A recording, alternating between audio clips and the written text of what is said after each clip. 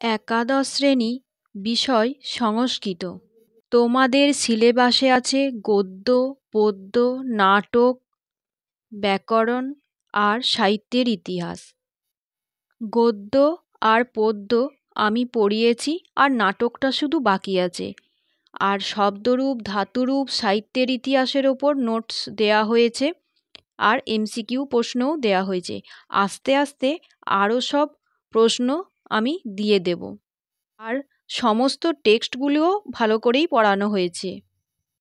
তোমাদের সুবিধার জন্য আমি যেগুলো পড়ানো হয়েছে, গদ্য, পদ্য, ব্যাকরণ, সাহিত্যের ইতিহাস, তার সমস্ত লিঙ্ক আমি একসাথে ডেসক্রিপশন বক্সে দিয়ে দিচ্ছি, তোমরা একটু দেখে নেবে।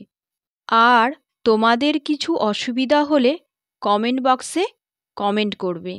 তোমাদের কী কী ধরনের নোট দরকার, বা আরও কীরকম করে পড়ালে ভালো হবে, এগুলো তোমরা একটু সাজেশন দিতেই পারো আমাকে।